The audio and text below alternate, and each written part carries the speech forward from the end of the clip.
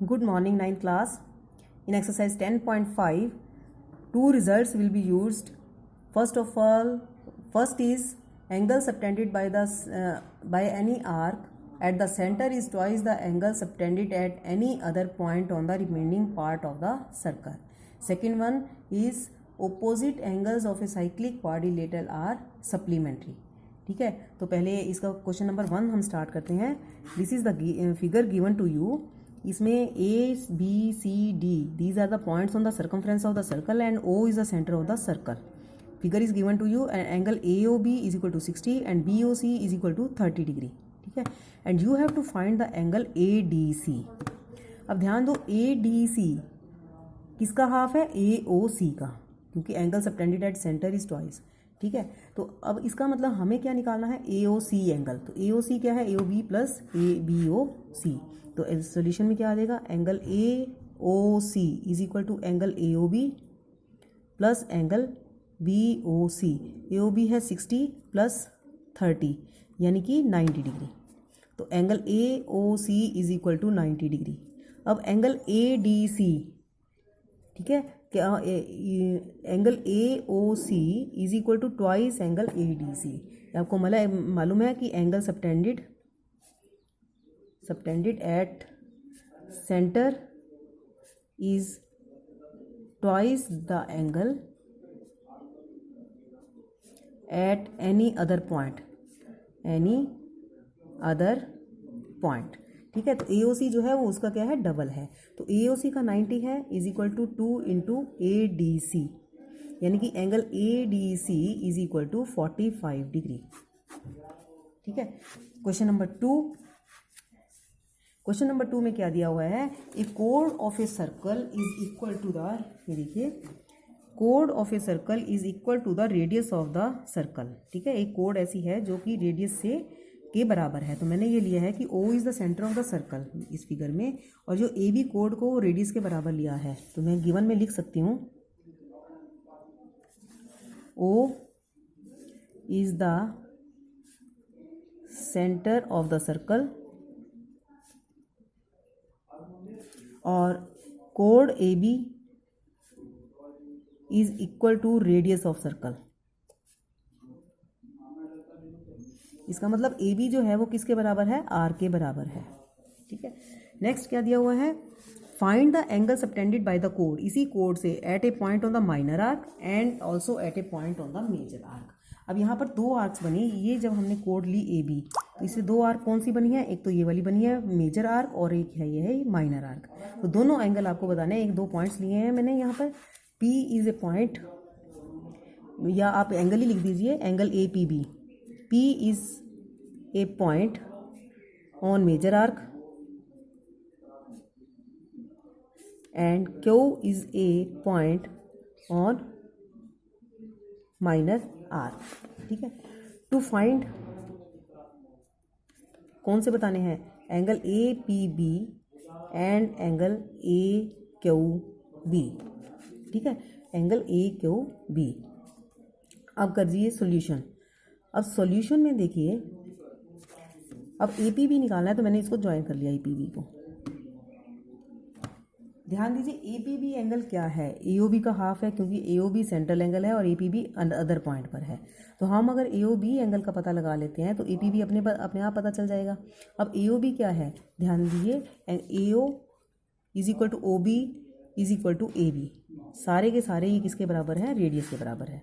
ठीक है, क्योंकि ए बी रेडियस के बराबर है और ये दोनों रेडियस हैं.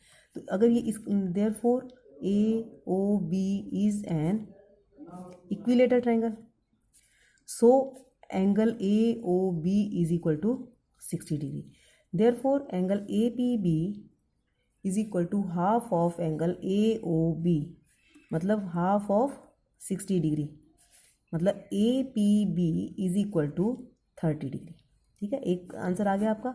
नाउ देखो, ध्यान दीजिए, अब ए क्यू बी जब हमने एंगल निकालना है, ए क्यू बी, तो A Q B P is a cyclic quadrilateral, क्योंकि चारों वर्टिसेस जो हैं सरकमफ्रेंस पर है. Now second part, A Q B P is a cyclic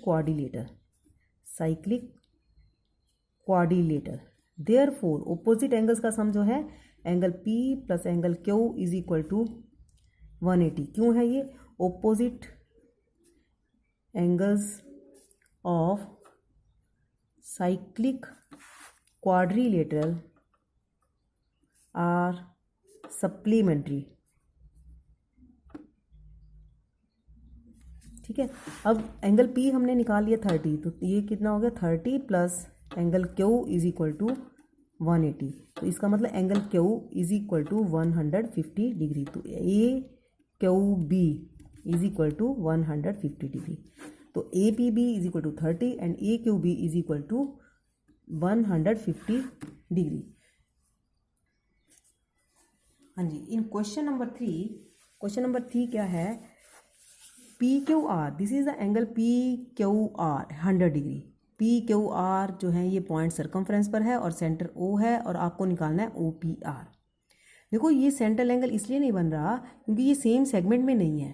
ठीक है, तो सबसे पहले हमें सेम सेगमेंट में एक इसको लेने के लिए यहाँ पर 100 होता तो यहाँ से जो एंगल बनता वो इसका डबल होता। ठीक है, तो हम इसके लिए क्या करेंगे? सॉल्यूशन के लिए एक पॉइंट ले लेंगे। यहाँ पर गिवन क्या है? PQR 100 टू फाइंड OPR ये angle. Take a point S, मैंने एक पॉइंट ले लिया ऑन द अदर साइड। ठीक है, अब इसको मैंने ज्वाइन कर दिया इसको। ठीक है, अब एंगल देखो ये बिकॉज क्या है? PQRS is a cyclic quadrilateral, therefore angle S plus angle Q is equal to 180, क्योंकि opposite angles of cyclic quadrilateral are supplementary. अब S जो है हमने निकालना है और Q जो है वो 100 है इज इक्वल टू 180। तो एंगल S की वैल्यू जो है वो क्या आ गई? 80 डिग्री। अगर ये 80 है तो देखो POR और PSR इन दोनों के बीच में रिलेशनशिप है। तो एंगल P के अब in angle POR is equal to twice of angle PSR, क्योंकि POR is the central angle.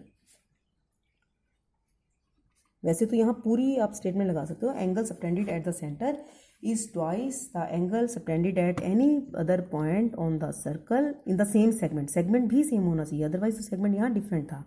तो जिसमें POR सेगमेंट में बना हुआ है उसी में दूसरा एंगल होना चाहिए, तभी ये इसका डबल होता है।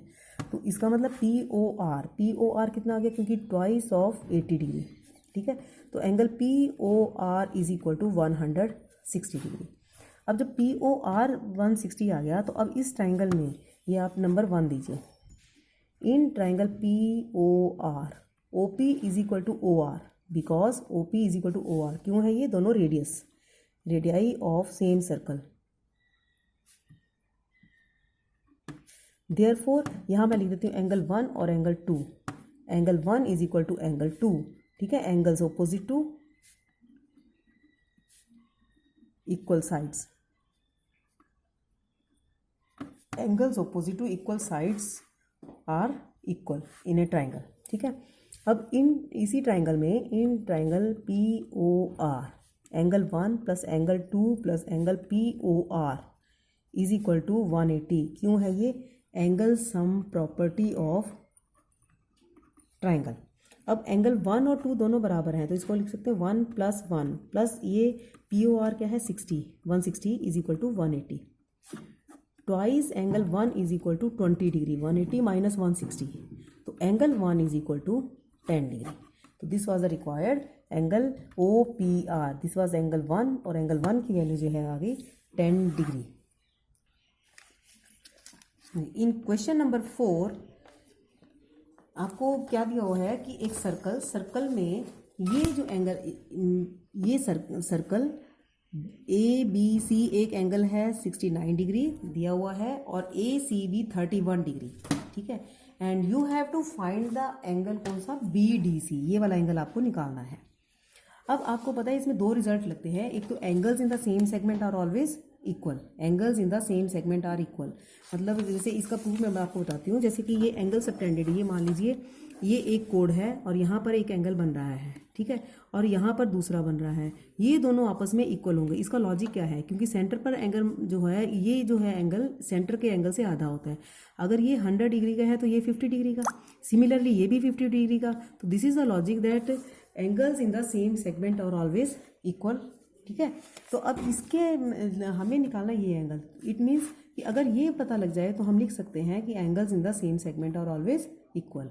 अब हमारा काम है ये वाला एंगल पता करना। ये कैसे पता लगेगा, ट्राइंगल में आपको एंगल बी भी दिया हुआ है, सी भी दिया हुआ है, तो एंगल सम प्रॉपर्टी लगाकर आप एंगल ए कैलकुलेट कर सकते हैं, ठीक है। तो in triangle A B C, angle A plus angle A B C plus angle A C B is equal to 180। इनका हमने नाम पूरा क्यों दिया है, क्योंकि बी पर एक एंगल ये बन रहा है, एक ये बन रहा है और एक पूरा बन रहा है। तो जो इसलिए जहाँ पर एक वर्टेक्स पर ज़्यादा एंगल बनाते हैं तो उसको कंप्लीट नाम देना होता है।